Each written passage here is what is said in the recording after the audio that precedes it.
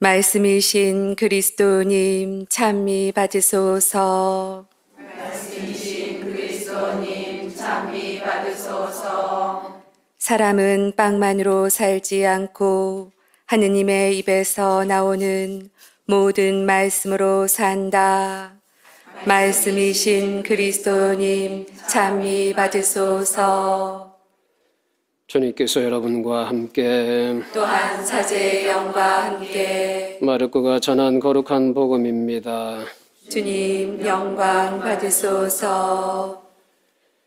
그때에 성령께서는 예수님을 광야로 내보내셨다. 예수님께서는 광야에서 40일 동안 사탄에게 유혹을 받으셨다. 또한 들짐승들과 함께 지내셨는데 천사들이 그분의 시중을 들었다. 요한이 잡힌 뒤에 예수님께서는 갈릴레에 가시어 하느님의 복음을 선포하시며 이렇게 말씀하셨다. 때가 차서 하느님의 나라가 가까이 왔다. 회개하고 복음을 믿어라. 주님의 말씀입니다. 그리스도님 찬미합니다. 오소서 성령님.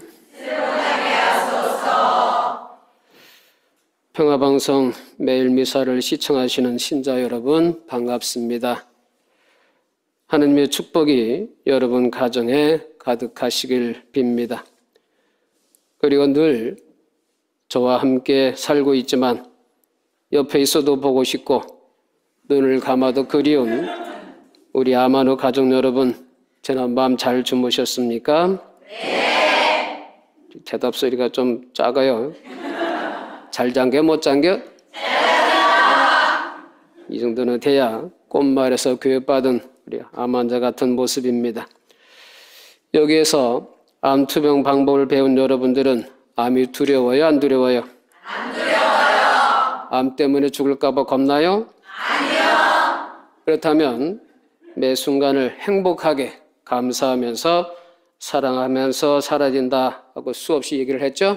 네. 그렇다면 우리 한번 매일 미사 때 드리는 구 한번 해봅시다. 어제는 감사함으로 시작. 어제는 감사함으로, 오늘은 행복하게, 내일은 희망으로. 그럽시다. 아멘. 이렇게 사는 것이 하느님께서 원하시는 삶인 동시에 암을 치유할 수 있는 가장 빠른 길이라고 제가 누누이 얘기를 했습니다. 교환교. 교할 때는 단호하고 확실하게 교환교. 암 환자인 여러분이 씩씩하게 잘 사는 모습을 보면 이 방송을 시청하시는 많은 신자분들이 어떻게 생각하시겠어요? 그렇지. 암 환자들도 저렇게 기쁘고 행복하게 사는데 건강한 우리는 더 열심히 살아야겠구나 하는 그런 생각들을 하시겠죠? 네. 꼭 명심하셔야 돼요. 암세포가 우리를 힘들게 하는 것이 아니라 우리의 부정적인 마음이 우리 자신을 더 힘들게 한다는 것을 기억해야 합니다. 의학적으로 이런 얘기가 있어요. 암 환자들이 암세포 때문에 죽는 것이 아니라 두려움 때문에 죽는다. 그리고 그 두려움이 밥을 못 먹게 하기 때문에 굶어 죽는다 하는 그런 말이 있어요. 그렇다면 두려움을 없애고 밥을 잘 먹을 수 있으면 살 수 있어요, 없어요? 있을 것이다 이거요. 그럼 두려움의 반대가 되는 말이 뭐예요? 희망이죠. 근데 희망은 어디서 나와요? 네, 하느님 아버지께로부터 나옵니다. 그러면 하느님 아버지의 손만 우리가 확실하게 잡고 있으면 그럼 늘 희망 안에 있기 때문에 죽고 싶어도 못 죽는다 하는 그런 얘기를 수없이 얘기했죠? 네. 교환교. 여기서 매월 셋째 주에 실시하는 우리 암환을 위한 교육 때마다 그리고 유튜브를 통해서 드리는 매일 미사 강론 때마다 항상 드렸던 말씀입니다. 이것을 잊지 마시도록 아시겠어요? 네. 오늘 사순 제1주일 강론인데 오늘 복음에서 예수님께서 뭐라고 그러셨어요? 하늘나라가 가까이 왔으니 회개하고 복음을 믿어라 하고 말씀하셨습니다. 이 회개하니까 옛날에 어떤 신부님이 이런 말씀을 하신 것이 기억나요. 사순 시기는 회개의 시기이기 때문에 회와 게를 먹는 시기다.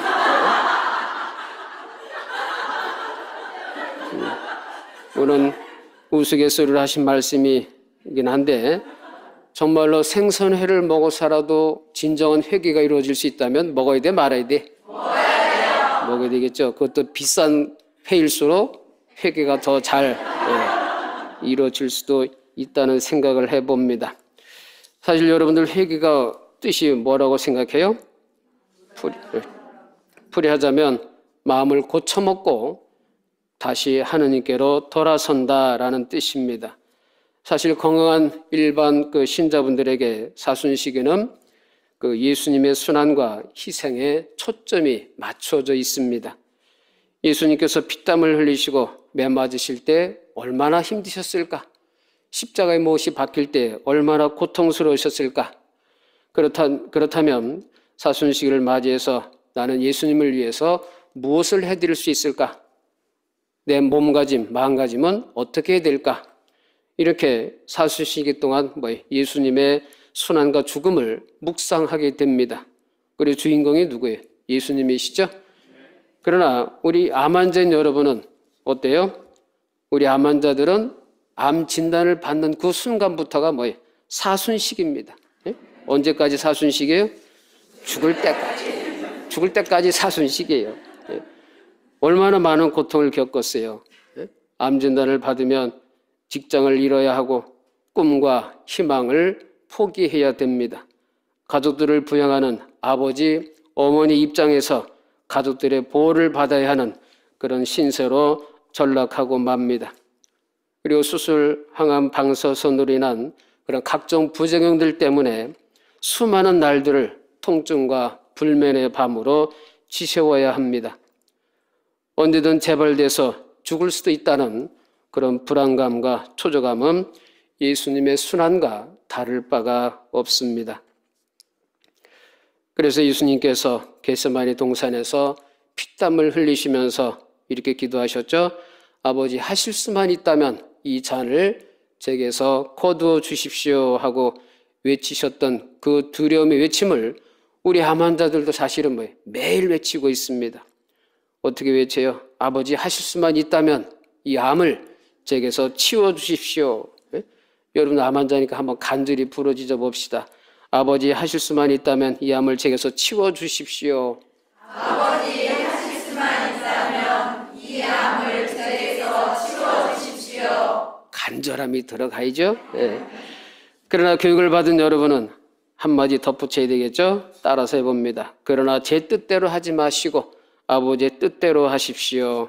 그러나 제 뜻대로 하지 마시고 아버지의 뜻대로 하십시오. 이렇게 해야 예수님을 닮은 진정한 신앙인이 되는 겁니다. 여기 함께 살고 계시는 암 환자들에게 묻습니다. 여러분은 암이 축복이라고 생각하십니까? 네. 암에 걸린 것을 오히려 기쁘게 생각하십니까? 네. 만일 다른 분들이 이 모습을 본다면 도저히 이해하지 못할 수도 있을 겁니다. 뭐라고 생각하겠어요, 속으로? 암에 걸린 게 어떻게 축복이냐? 네가 한번 걸려봐라. 그딴 소리가 나오는지 이거 미친 거 아니야? 하는 소리를 속으로 말하고 싶으실 겁니다. 그렇다면 어떻게 우리 암 환자들이 이렇게 바뀔 수가 있었겠는가 하는 것이죠.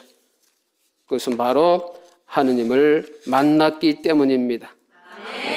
암이란 질병을 통해서 그동안 잊고 살았던 하느님 아버지의 현존을 깨달았고 하느님 아버지께서 나를 얼마나 사랑하고 계셨는지를 깨달았고 암이란 고통을 통해서 예수님이 겪으셨던 순환에 함께 참여하게 되었음을 깨달았기 때문에 암은 축복이라고 자신 있게 말할 수 있는 겁니다. 사실 죽음으로 끝날 줄 알았던 예수님께서 부활이라는 엄청난 반전을 통해서 죽음을 이기셨듯이 우리 암 환자들도 지금의 이 시련을 통해서 더 좋은 곳으로 바꿔주실 줄 믿기 때문에 우리는 죽음 따위는 두렵지 않습니다. 하느님 아버지를 믿고 있기에 우리 암 환자들의 마음 안에는 절망이 아니라 희망으로 꽉 차 있습니다. 그러니 어찌 기쁘지 않을 수 있겠어요. 그러나 때때로 밀려드는 불안감과 두려움이 있을 수 있습니다. 사실 이 불안감과 두려움은 누가 주는 거예요? 마귀가 주는 겁니다. 마귀가 주는 것이기 때문에 내 마음 안에서 마귀를 쫓아내야 돼요. 어떻게 쫓아내겠어요? 하느님 아버지 사랑합니다 라고 고백하는 겁니다. 이런 말을 계속 반복하다 보면 암조차도 마귀조차도 우리를 힘들게 할 수 없다는 것을 우리는 깨달았어요? 못 깨달았어요? 깨달았어요. 깨달았습니다. 여러분 이것을 믿죠? 네. 한번 해볼까요? 하느님 아버지 사랑합니다 하고 3번을 반복해 봅시다. 하느님 아버지 사랑합니다. 하느님 아버지 사랑합니다. 하느님 아버지 사랑합니다. 하느님 아버지 사랑합니다. 그렇다면 사순식의 뜻은 하느님 아버지를 더 많이 믿고 더 많이 사랑하려고 노력하는 시기가 사순시기의 참된 뜻일 거예요. 그리고 마침내 하느님 아버지께서 찬미와 영광을 온전히 돌려받으시는 날이 참된 의미의 부활일 것입니다. 여러분은 이것을 믿죠? 네. 다시 한번 따라하세요. 하느님 아버지 제 영혼과 온몸을 바쳐 아버지를 사랑합니다. 하느님 아버지 제 영혼과 온몸을 바쳐 아버지를 사랑합니다. 하느님 아버지께 찬미와 영광을 어머니 마리아를 통하여 올려드립니다. 하느님 아버지의 찬미와 영광을 어머니 마리아를 통하여 올려드립니다. 아멘.